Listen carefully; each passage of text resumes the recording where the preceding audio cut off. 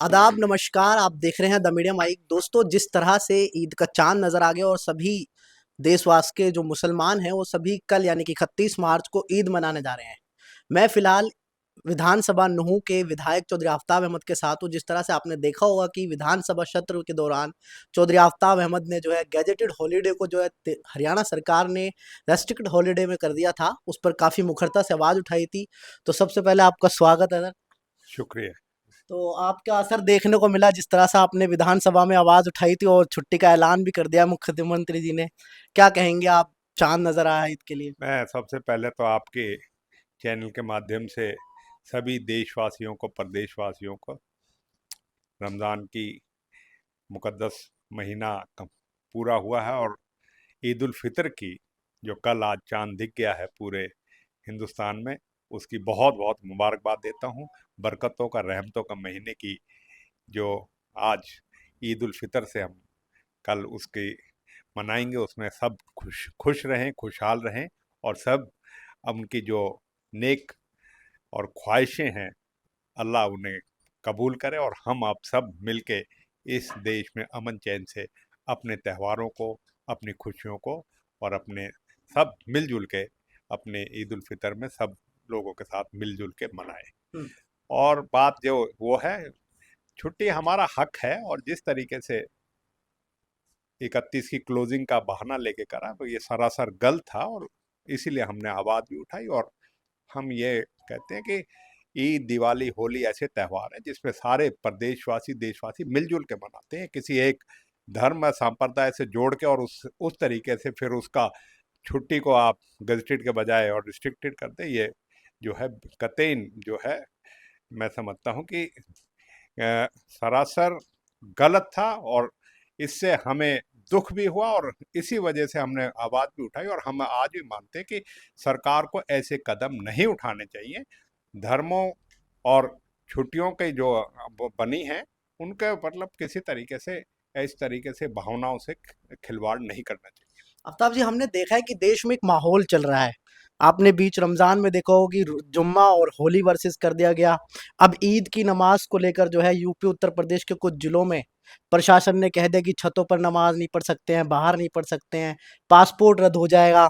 इस पूरे देश में ऐसे कहीं ना कहीं आवाजें उठती रही है और अब ईद वर्सेस नवरात्रे कर दिए हैं। कहीं कह रहे कि मीट की दुकान नहीं खोलेंगे। आखिर देश में ये जिस तरह से चल रहा है माहौल, इसके लिए आप क्या कहना चाहेंगे? किस तरह की मैं राज? कहूँगा कि जो ये धर्म जाति के आधार पर राजनीति करके और जिस तरीके से भारतीय जनता पार्टी को फायदा हो रहा है, ये सारी उसी की वजह से है। नफरत और आपसी सद्भाव को नुकसान पहुंचाने से भारतीय जनता पार्टी को फायदा होता है और इसी वजह से ये इन चीज़ों पे, जिससे लोगों का जो बड़े मुद्दे हैं, बेरोजगारी है, महंगाई है, किसानों की समस्या है, देश में अन्य समस्या हैं, उनसे ध्यान भटका के सिर्फ धर्म जाति पे लाके और देश में एक पोलराइजेशन का माहौल बना है जिससे जो है बीजेपी को सत्ता में रहने का फायदा हो और बीजेपी उसका राजनीतिकरण करके उससे फायदा उठाए। मैं समझता है ये बहुत ही दुर्भाग्यपूर्ण है।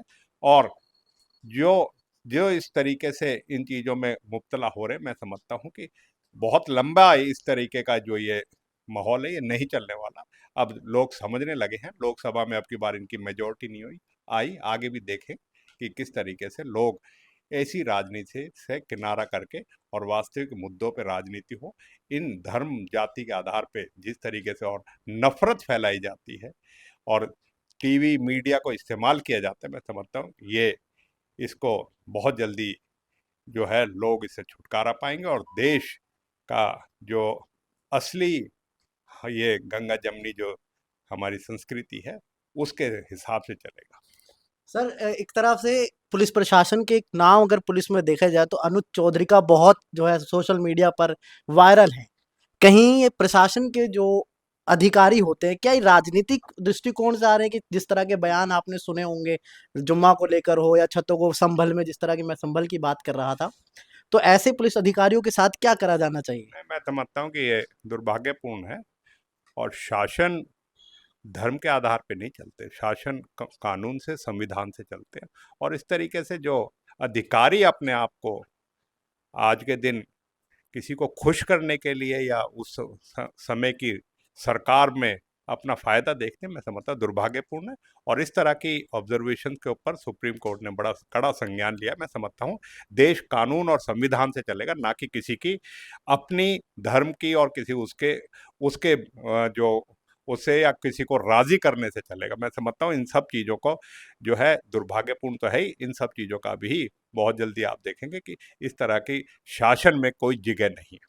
सर, ईद के लिए आपको बहुत मुबारकबाद, और खास तौर से आप मेवात के लिए क्या संदेश देना चाहेंगे इस ईद के खास मौके पर? मैं कहूँगा कि ये ईद उल फितर के मौके पे हम मिलजुल के अपनी खुशियों को, रहमतों को और बरकतों का जो महीना रमज़ान महीना गया है, उसके बाद अपने जो इबादतें करी हैं अल्लाह हमारे कबूल फरमाए और हमारी नेक ख्वाहिशों को, हमारी तमन्नाओं को कबूल करे और सबको इस देश में अमन चैन से पुरसकून रहने के लिए मिलजुल के ये हमारे देश का जो एक गुलदस्ता है उसको इसी तरह जो है बरकरार रखे, उसमें खूब बरकत करे और हम मिलजुल के देश को मजबूत करें।